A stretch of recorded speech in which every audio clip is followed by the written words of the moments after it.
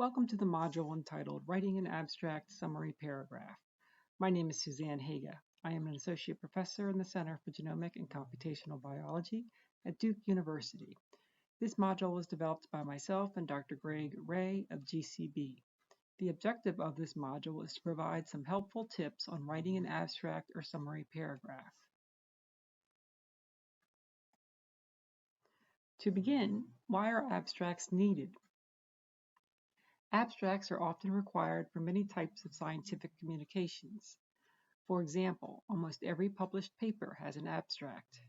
Scientific conferences and meetings require an abstract to be submitted for work to be presented, either for a platform presentation or a poster presentation. In addition, grant proposals for research funding, letters to editors to propose an idea for a manuscript, and a researcher or lab website require some type of abstract or summary paragraph. So now that we know that they are commonly used in many types of scientific communications, what exactly is the purpose of an abstract? In essence, an abstract provides the reader with a short summary of the background, purpose, methods, results, and significance of results. In many cases, the abstract is the first part of a paper that is read, even before accessing the full paper, since the abstract appears in literature databases. If you know the type of information you are seeking, the abstract is a quick way to skim papers without reading the full paper. For example, if you are looking for papers on a specific subtype of breast cancer, that may be noted in the abstract. Thus, you can quickly discard papers that are not on your topic of interest.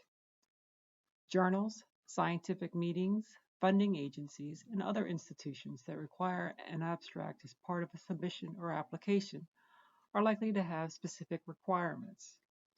Almost always there are word limits on abstracts, generally ranging from 150 to 300 words. Some abstracts must be written in a structured format, with subheadings such as background, methods, results, and conclusions. Alternatively, an unstructured abstract does not have subheadings, but generally contains the same type of information.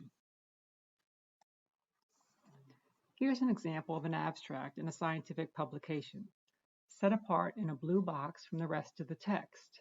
This is an unstructured abstract. Let's take a closer look at the abstract and break it down.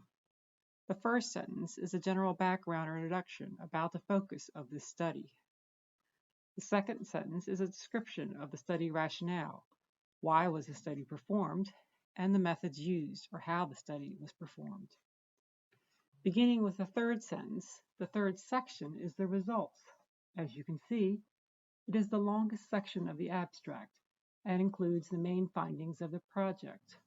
This can be a difficult section to write if you have several findings but can only highlight a few. And finally, the last sentence and last section is a concluding statement about the findings and the significance. These sentences may begin something like, in summary, or overall, our findings demonstrate.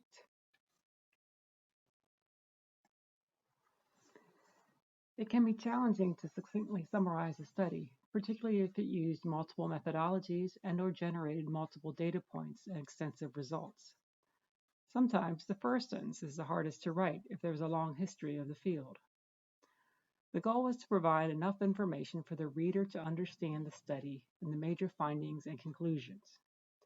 A general guide for the length and format of an abstract is as follows: 1 to 2 sentences to describe the background or purpose of the study, 1 to 2 sentences to describe how the study was performed, 2 to 3 sentences to highlight the major results of the study, and 1 sentence to describe the significance of the results. The abstract is likely to be the last part of a paper to be written in order to capture all of the relevant information.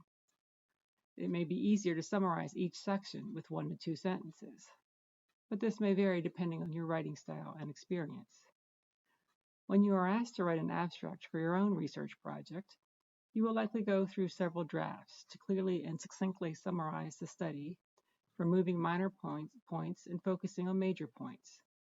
You might be asked to write a description of what you plan to do at the beginning of the summer or semester for a research project, and then revise the abstract to include the results at the completion of the summer or semester. Please find additional tips and resources on writing abstracts at these websites. This concludes this module.